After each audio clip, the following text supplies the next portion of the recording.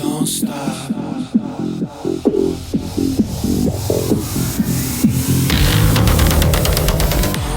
Hi, thanks for joining me on the Everything and Anything and a Bit Gay podcast. I'm your host, Zach Randalls Friedman. And I am going to I don't talk about politics in the show, or I try not to. I try to avoid it as much as possible. And, I do another podcast called Listen Up Girl, and I do LGBTQ plus news, and I do it 5 times a week, usually. Sometimes more, sometimes less, just depends on what's happening in my life and what's happening in the news. But I try to get the main LGBTQ plus stories because sometimes there are so many, and to pull them all together and not do a full hour newscast is sometimes challenging. And also it's challenging sometimes to do the Listen Up Girl podcast because sometimes I don't want to talk about because a lot of the stories are negative, and I try to look for more positive things. And I've said this a couple of times probably in previous podcasts, but I try to look for positive stories, and it's difficult.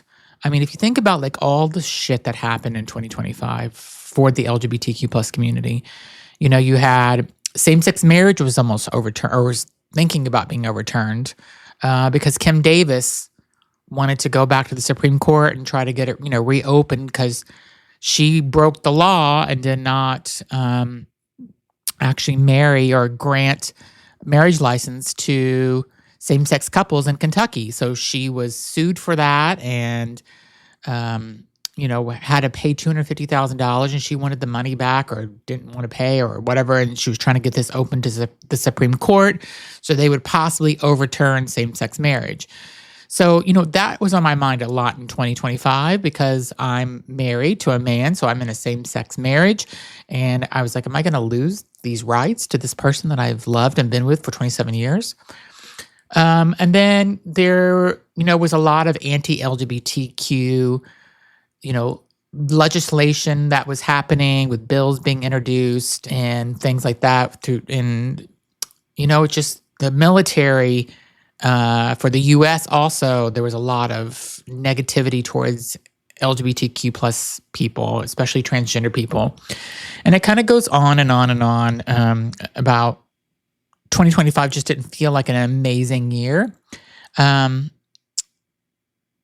some aspects, it didn't feel like an amazing year. Other aspects, it was a fantastic year. But if you think about all the headlines, sometimes they start to kind of weigh you down a little bit. And I think towards the end of 2025, started feeling I remember in May, I really started feeling weighed down because, again, I don't want to get into politics in the show, but, I think there was a full thrust of things coming from the White House that were in the news constantly. And I just think I was, when you go to your social media and all you see is constant things that Trump was doing or the White House was doing or the Department of War is what they're calling it now is doing.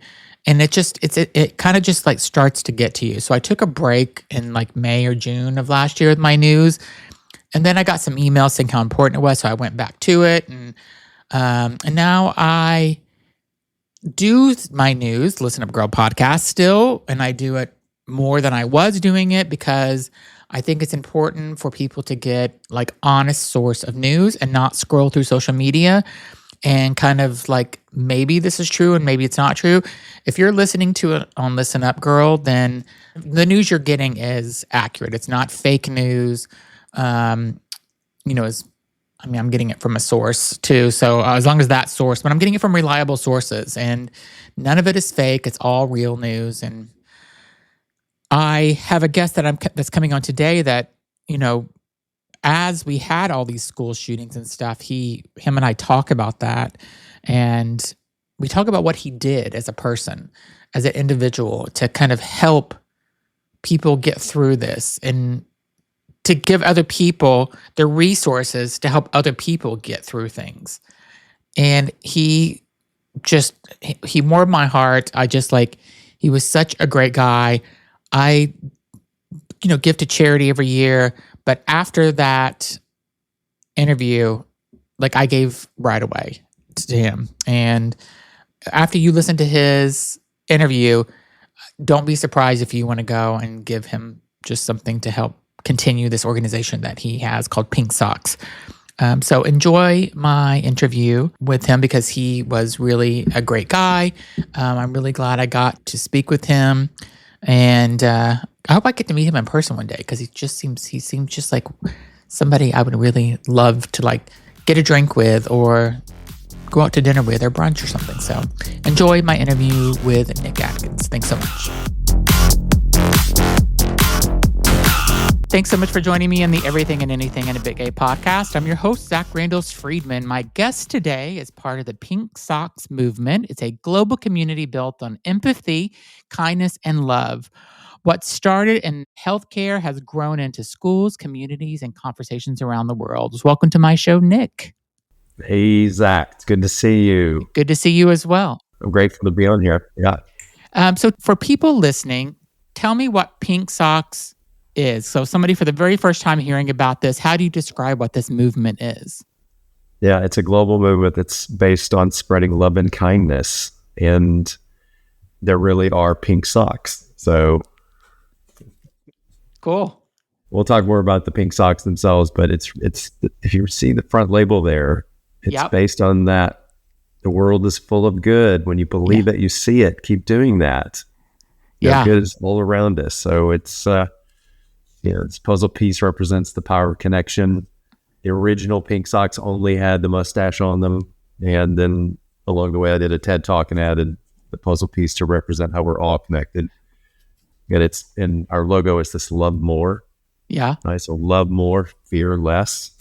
These are intentional things that show up in life with love and kindness. I mean, the way the world is today, I think we need this more than ever, right? I mean, I think the world is just at a place that I've never seen it be before, especially, I do an LGBTQ plus news podcast as well, where I do like 10 minutes or less of LGBTQ plus news. And every story that I'm coming up with is, I have to look for a positive story because I just don't want to throw all the negativity out there. But I'm reporting on what the news is. And so I love the fact that you're doing this and trying to put this out there. Yeah. And why do you think people are so hungry for things like pink socks now? Yeah. Well, Zach, we've been doing this for 10 years. So this past April was our 10th birthday. And we have, along the way in those 10 years, over 300,000 pairs of pink socks have been gifted all around the world. It's built on an ethos of gifting. And the instructions are on the back of the label. They're basically this: every time you wear your pink socks, you're going to connect with someone. Someone's going to see them and comment, say, hey, those are cool. Those are fun. That's funky. Yeah. That's the universe tapping you on the shoulder to stop what you're doing, take your earbuds out, get off your phone for a minute, connect and say, I'm Zach, what's your name? Just something as simple as that type of connection is how we remember who we are. Hold space with each other in this shared humanity. And, over the last 10 years, if we kind of think back what's happened in the world, we do need reminders. And we need reminders every day because it seems like, we're in this permanent state of chaos, that there's perma-crisis that we're in right now, that we're getting, the algorithms are just working in there so hard to keep us divided, to keep us polarized, to drive so much fear.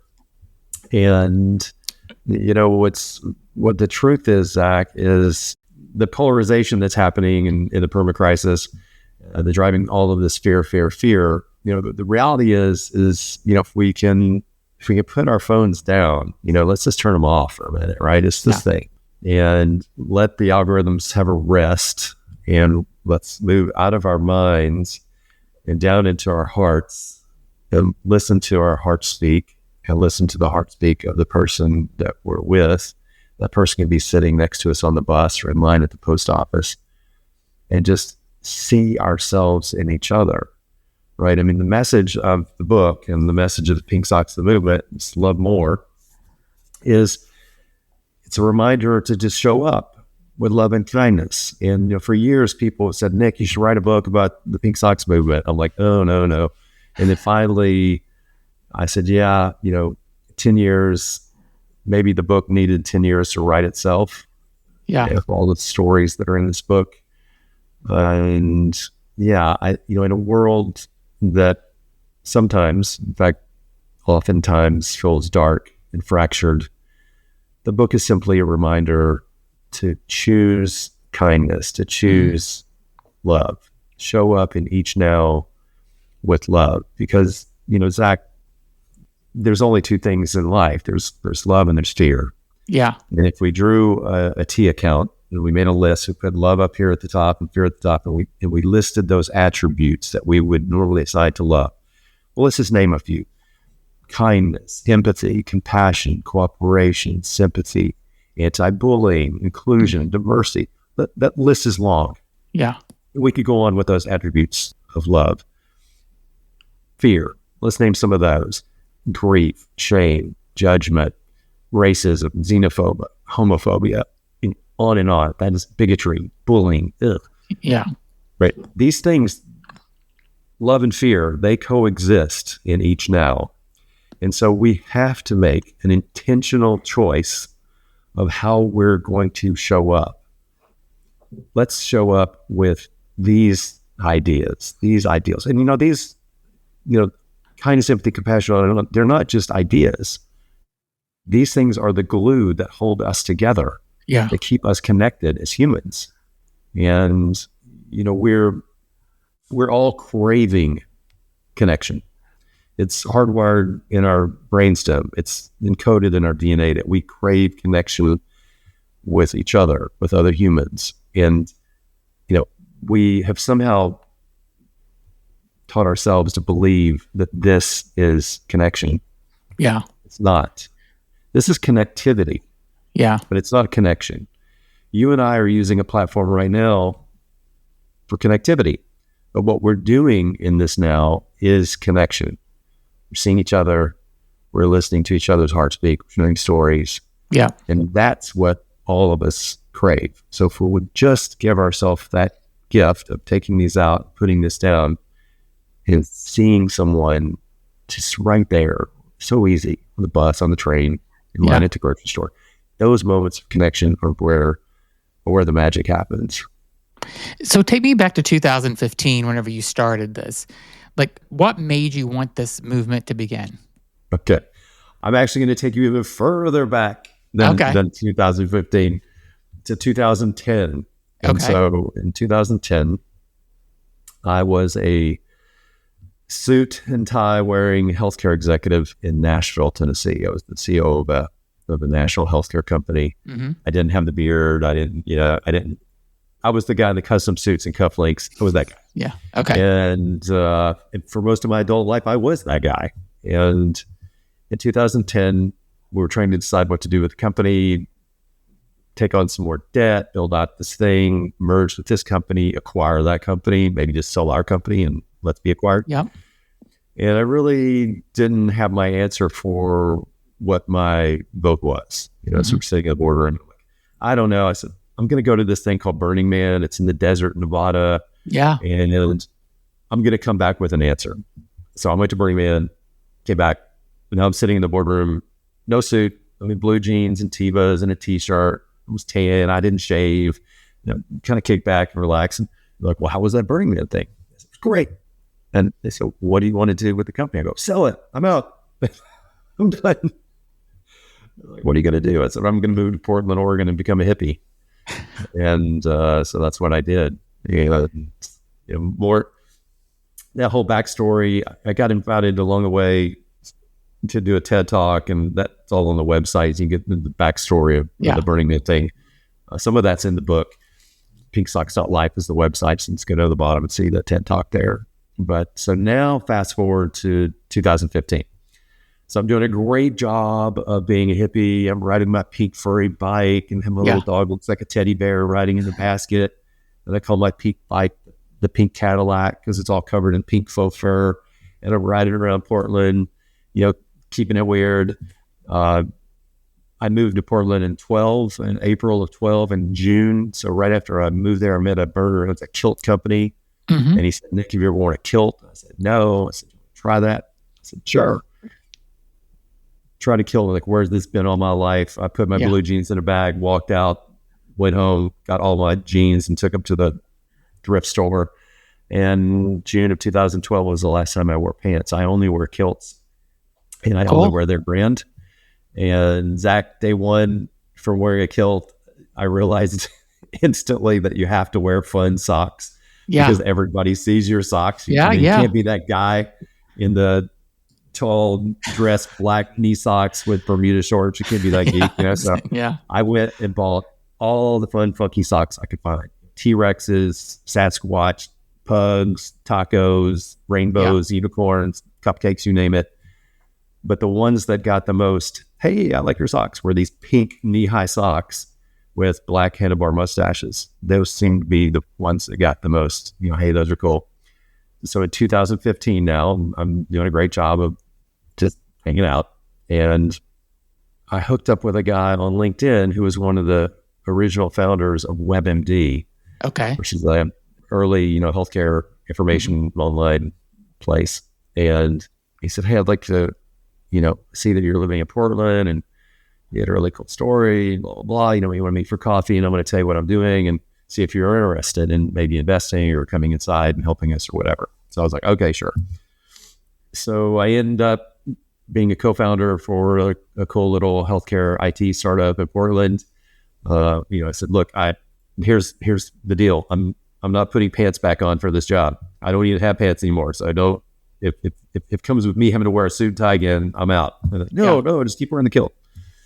And so everybody has to do in the startup world. You have to go ask for money, right? Yeah. So it's always about raising money. So here I am, COO and co-founder of this little company.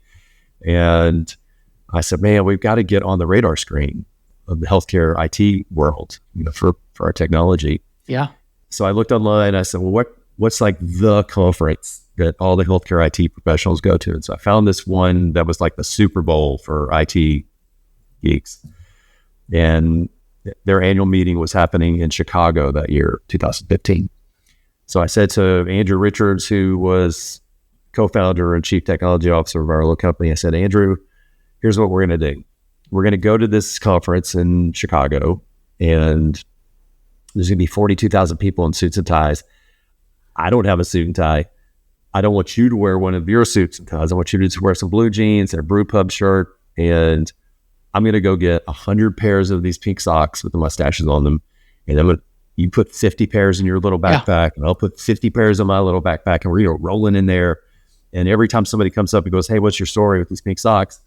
We'll just say, hey, I'm Andrew, and this is Nick. And, we've got some for you. And, Zach, you remember 2015 Twitter was fun back then? Yes, I remember. Right. That, yeah. And so we were giving away pink socks and, taking pictures of us and, people we were giving the socks to. And we started using this hashtag pink socks, always one word, always plural. It went viral at that event. We, it never really stopped. I mean, more of this is in the book, but we continued to go to conferences that year around the country, and they'd go, oh, it's the pink socks guys. And, we give away more pink socks and more happy smiling pictures on Twitter, have fun. And so we did that for a year. And then in 2016, it was time to go back to that same, Super Bowl conference. And that year it's going to be in Orlando. Yep. And I'm literally sitting on my sofa talking to Andrew on the phone, saying, well, what are we going to do in Orlando? We had fun with the pink socks. We did that for a year. We made a lot of people, made a lot of connections and fun and all that, but we can't do that again. I was like, it's like Elvis, right? There's young Elvis and then there's fat old Elvis. And so I wanted the pink socks to kind of go out as young Elvis. Yeah. And somebody called me, I'm sitting there talking to Andrew. Somebody says, hey, Nick, sends me a DM on Twitter. It said, did you send some pink socks to someone in the Netherlands? I'm like, no. Again, it's all in Portland, Oregon. Mm-hmm. No, I didn't send pink socks to the Netherlands. And there's a guy in the Netherlands who had sourced pink socks on his own and who was gifting them to drive awareness for the work that he's doing with Alzheimer's and dementia care. And then somebody else immediately, just in real time, Nick, did you send some pink socks to somebody in Wales? I'm like, no. There was a guy in Wales who was sourcing pink socks and gifting them to drive awareness for the work that he's doing with ataxia, which is a rare disease. it's at that moment, Zach, that we knew that Pink Socks had gone organic, that it had become something that was bigger than all of us. And it just never stopped. In 2017, I got invited to do that talk in San Francisco, TEDx talk, and it just took off. And we incorporated as a nonprofit in 2019. We got our 501c3 status in 2020 as a nonprofit charitable organization, tax exempt, so we could bring in donations. And we got involved with schools. I mean, helping teachers teach kids about all those attributes of love, of kindness, empathy, compassion, cooperation, anti-bullying, all those things that grow good humans. You can learn more about that on our website, Pink Socks Up Life. And then there's a couple of chapters in the book dedicated to that story with the teachers and how we got involved. Just so grateful to see how this movement has grown and continues to grow through the years. Did you ever expect it to be this worldwide and this big? No. And organically too. I mean, right. Yeah, I tell people, if you go look at my LinkedIn profile, you say, I'm an MBA, and I've done 5 startups, and I'm no stranger to a business plan. You could not have planned this.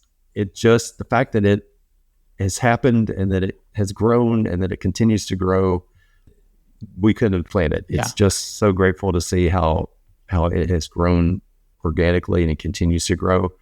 And really, the reason that is because early on, I made a decision to not make this be about one thing.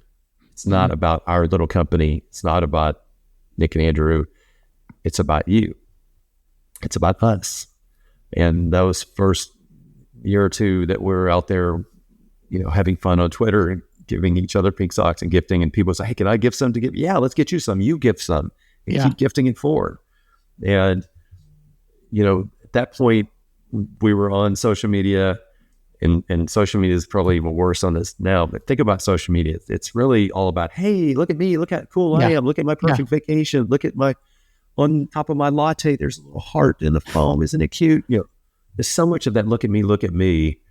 Pink Socks is really an opportunity for you to celebrate someone other than yourself. It's an opportunity for you to say, hey, look at what he's doing in his community. Look at what she's doing at her organization. Look at what they're doing in their part of the world. And clap and celebrate and lift each other up. And that's how it's really grown. So it's, our mission is Paradox. We're a movement that's made up of multiple missions. We celebrate all kinds of people doing awesome things around the world.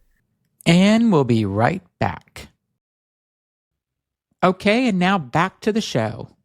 How did you get Pink Socks kind of part of like school curriculums and stuff? Because I think that's really starting with the kids at a young age and putting that kindness into them at that age. I feel like kids can still be changed. Adults, I think they can be changed, but it's a harder change. Yeah. And so how that began is in 2018. We're just rocking along, growing and having fun, gifting pink socks.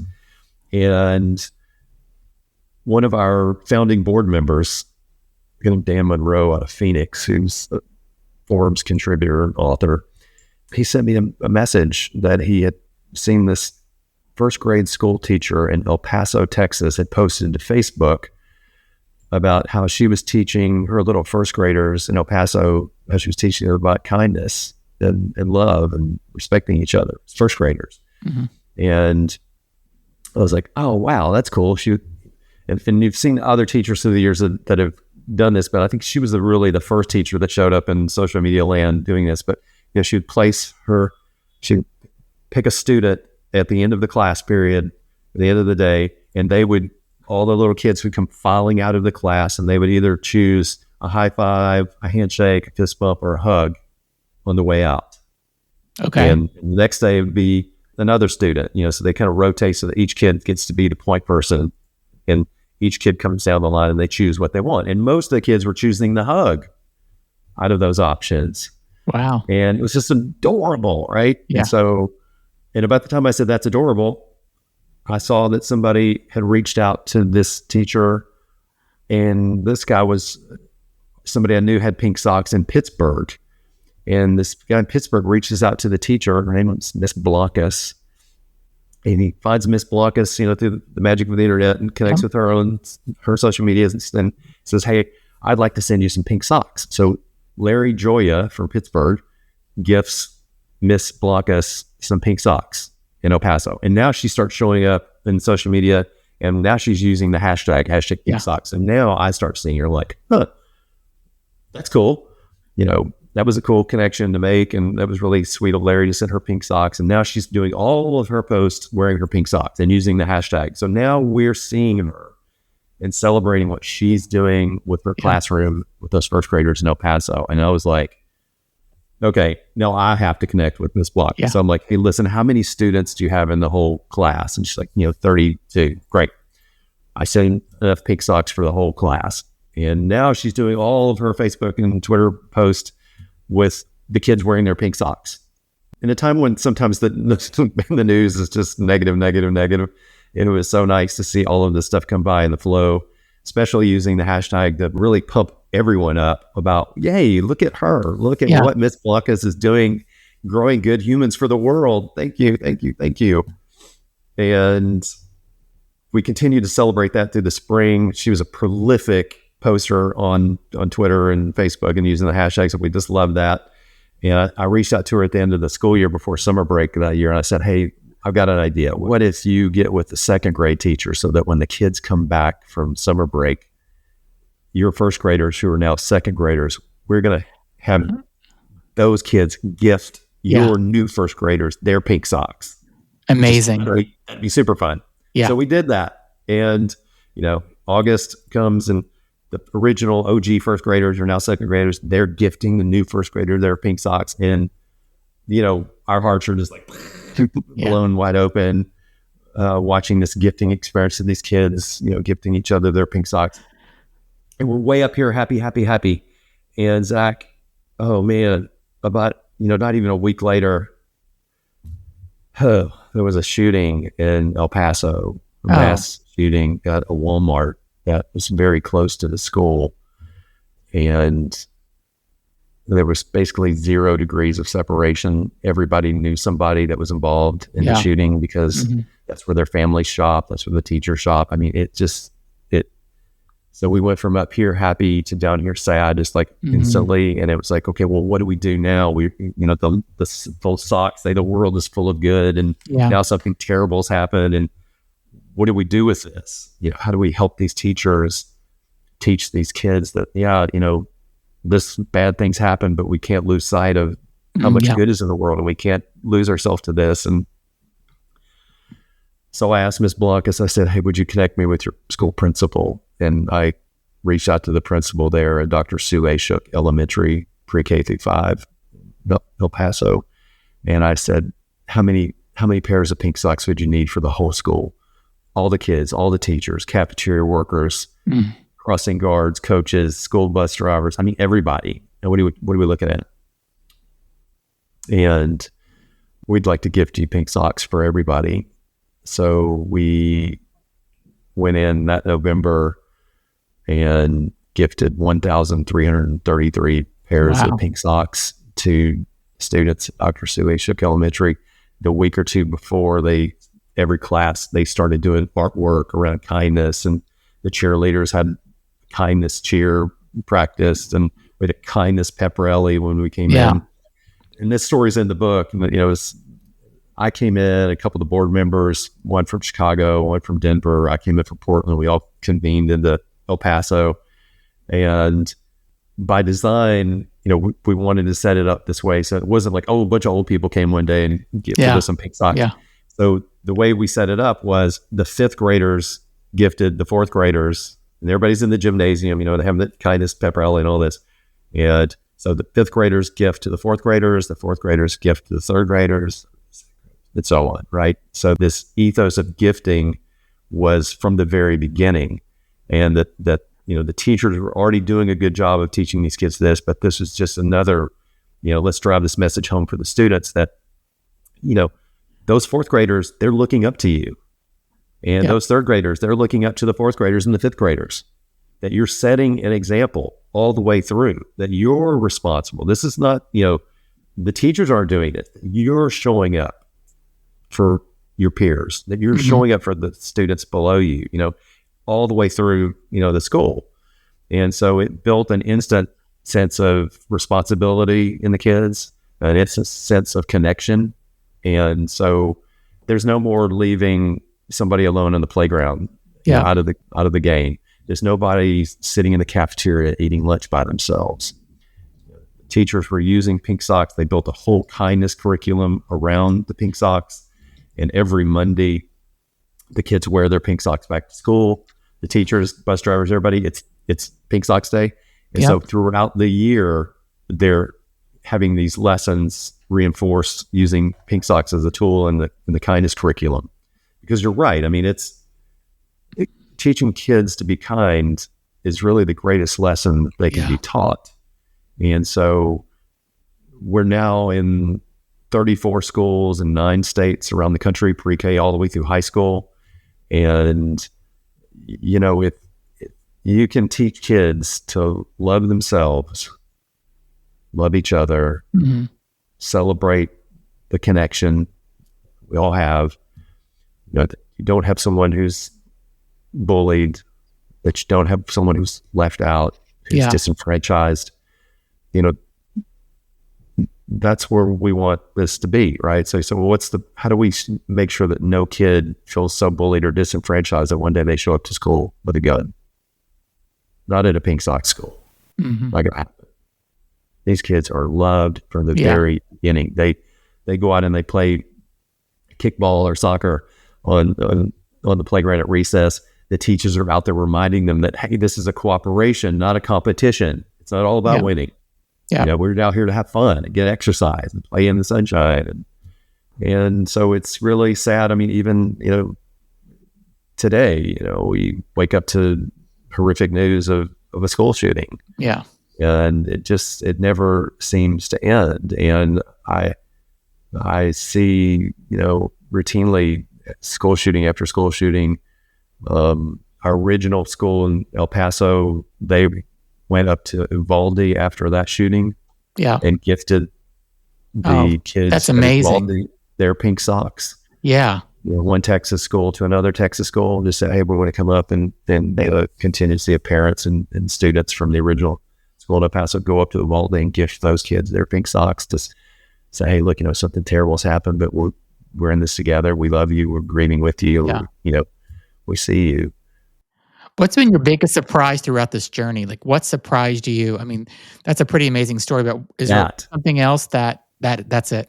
Yeah. That's it. Yeah. That we were able to become involved with those schools. And I don't want to tell you the rest of that story, because I really hope you and your audience read the book. Yeah. There's 2 chapters in the book. Chapter 5 is called The Teacher. Chapter 6 is called The Schools. And it's really some of the most heartfelt words and heart speak that I shared in the book. And our involvement in how that's grown and what we've been able to do in helping these teachers as they grow good humans for the world, it's been the most really surprising thing, the most fun thing, I think, for me. If she said, what was fun? Well, I mean, that's fun, but the most fun thing through the years has been seeing who's gifted pink socks, who's joining the tribe. Yeah. And Deepak Chopra. Yeah. There's a man in San Diego who gifted Deepak Chopra his pink socks. Wow. We have 5 astronauts in the Pink Socks tribe. In fact, there's one, the original astronaut, the chapter name is called The Captain. It's in the book. It talks about our first Pink Socks astronaut. And Chris Hadfield, Commander Hadfield, he's the Canadian astronaut that was up on the International Space Station playing David Bowie, the guitar singing. Yeah. He has pink socks. The book is out right now in hardback and Kindle. I like the hardback just because it's a gift and it's tangible, and it's a token. You can gift it on just like pink socks. But also in the hardback, it has QR codes throughout the book. So you can go deeper down the story of that chapter, or maybe hear that chapter in the other person's words. And then the picture section, like Commander Hadfield's Instagram post of him the first day he wore his pink socks and he posted on Instagram. Yeah. You can QR code that. It takes you to the original post and, just fun stuff like that. But Awesome. it's, I'm grateful every day to see what's happening with pink socks all around the world. People are continuing to show up and gifting pink socks to, people along the way. And it's just something that I'm grateful for. And we'll be right back. Okay, and now back to the show. So have you stepped back though and thought about how you have changed so many lives though yourself? Do you ever reflect back on that? Because you've changed hundreds of thousands of people's lives. The school alone, if you just did that one school in El Paso, sending that many socks would have been amazing. But think about, do you ever reflect on that? How you're bringing so much kindness in a world can be so dark sometimes. Do you think about that ever? No, I don't really think about myself on how I've done that, but I think about how we've done that. And so early on, we've gifted over 300,000 pairs of pink socks all around the world. People say, well, how many people do you believe are in the pink socks tribe? And so I don't know. We really don't have a true accounting for that because there's been so many things gifted through the years, not just the socks. A gazillion stickers, T-shirts, hats, ties, dog collars, cat collars, hair scrunchies, cufflinks, earrings.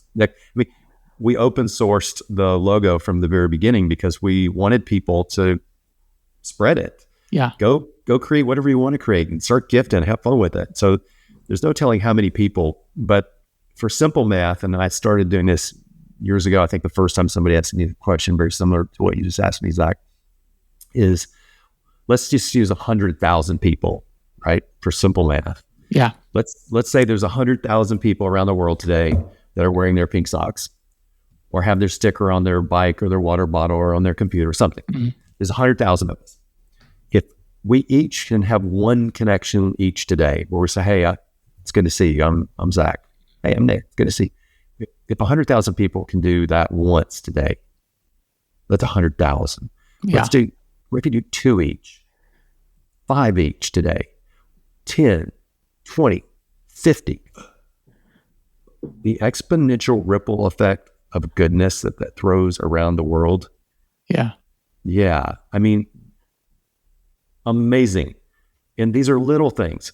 Just saying hi to the person sitting next to you on the bus, being kind to someone at the post office, letting them go in front of you, on and on and on. The acts of kindness, they're small, but they're huge. Yeah. They're huge. And I would tell you, the thing that probably most surprised me through these 10 years about pink socks, and I shared this in the book, is chapter 2. It's called The Meaning. People always say, well, what does this mean? What's it about? And so early on, in our second year of out there gifting pink socks and having fun, for me, I realized, it was something beyond just gifting pink socks and playing on Twitter. Yeah. I share this and I'll try to go through without getting consumed by the emotion of it because I can remember it like it just happened. Yeah. I was at Stanford in California, Stanford University at a meeting, doing a talk at a patient conference, healthcare.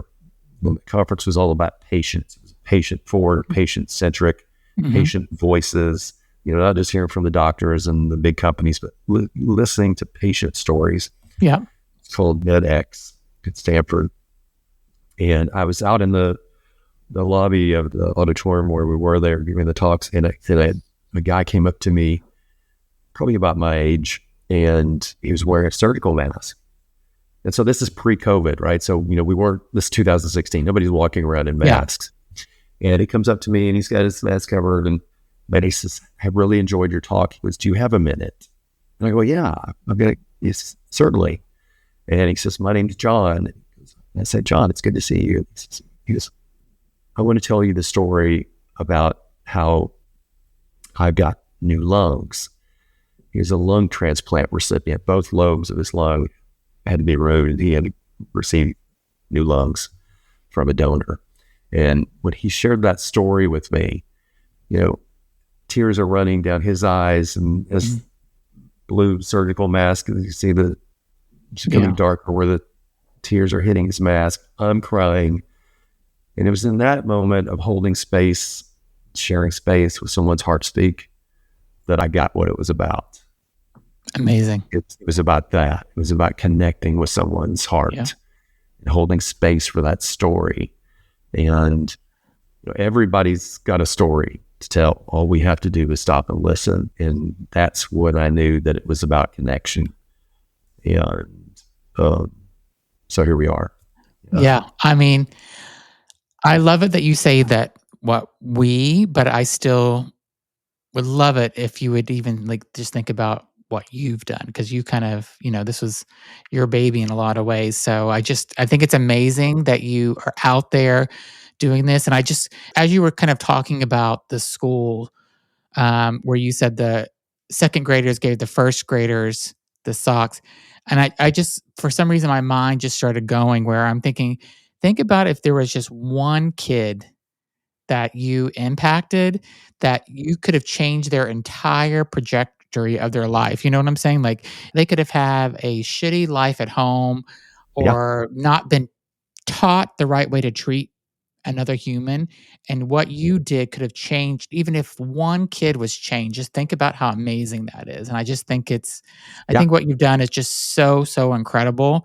And the Well, thank you. impact of what it is just, it's Thank you. amazing. And this is what the world needs, in my opinion, now more than It does. ever. Yeah, it does. And so thank you for that. And I do reflect on that. And that's basically, our pitch when we ask for help as a nonprofit is specifically when we're asking for someone to sponsor a school. Yeah. And we say, look, we're providing pink socks at cost, $5 a pair. Yep. And so, typically it takes about $5,000, give or take, to outfit a whole school at pink socks. How much does it cost again? $5,000. So if there's $5,000. 1,000 kids and teachers all, it's 1,000 times $5, right? Yeah. So if you've got a smaller school, there's only 500 people here, great. That's 2,500. So it's a simple calculus, how to do the math in there. How many people you need times $5. So it's not a lot of money. And so when we break it down, I say, for $5, let's take a little second grade girl. Yeah. Okay. What is the impact on her life? This little second grader, the impact on her life, her family, her friends, her community, her city, state, country, the world. What is the impact? What is the ROI on the continuum of her life and everyone's life that she comes in contact with, our lives, for $5? I mean, it help us. Yeah. Please. Yeah. I mean, it's the no-brainer on, is there a return on this investment for all of us, not just for the little girl. Yeah. All of us. I mean, these schools making the world a better place. They're growing good humans for us. These little humans grow up to be big humans. Yeah. And the sooner they learn to love themselves and to love each other, whoa, yes, we want to celebrate you showing up in the world like that. Because unfortunately, not everybody's getting that. These kids will grow up and hopefully put that into their kids as well, like Correct. It will kind of continue. So that's just amazing. Correct. Well, I'm going to tell you that I am inspired by this. I am going to donate $500 myself. And I really encourage every listener to go in. If you can only afford $5, or if you can do $100, or you can do $1,000 or $10,000, whatever you can do, I'm asking each of the listeners listening to this podcast, go to pinksocks.life and go on and find out how you can donate. And I think it's just incredible, again, what you're doing. And it's just so needed in this time. It is. Where we are in the world, it's just needed. Yeah, it is. Because so much of what we see, not just here in the U.S., but around the world, the chaos and the conflicts and the wars and the perma-crisis that we seem to be trapped in is... Zach, the message of Pink Socks Life this message of love more, fear less, of gifting, community, showing up with kindness. That's a message that transcends all political ideologies and geopolitical boundaries. It is not a new message. The message of love and kindness as being the path is an old message. It's been handed down. And all we have to do is remember it. Give ourselves space, give ourselves permission to know what we may have forgotten. Our hearts know the way of love. We have to get out of our mind. Our minds have been conditioned or continually being conditioned or being distorted to see each other as somebody different than us. And the reality is, when we have moments of connection one-on-one, standing in line at the deli or wherever, when people get away from their sides, their teams, and we can interact with people one-on-one, that's where we see that we're so much more similar, so much more alike than we are different. That's where we see ourselves in each other. And that's really the magic of Pink Sock's life. And you'll see that in the book. I hope it speaks to your heart. I know it will. So well, I'll buy the book today. I'll do my donation today. And thank you so much for coming on and sharing your story. I think it's going to resonate with so many people. And I think you're going to, I hope you keep changing people's lives, because I think you're doing an amazing job. Thank you, Zach. I'm grateful for you too, the way you show up in the world. So thank you. Thanks, everybody. Be sure to go to pinksocks.life, and I will put that also in the description of this podcast or video, however you're listening or watching this. That's also our Instagram account too. So if you want to go see a bunch of happy, smiley people in pink socks, that's the place. Yeah, and if you get pink socks for yourself or you give them to somebody, take a picture and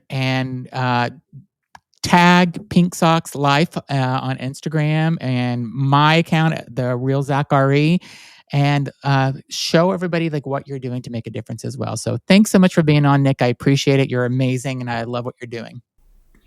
Thank you. Thanks, everybody, for listening. If you haven't subscribed to the podcast, please do. And don't forget to go to pinksocks.life.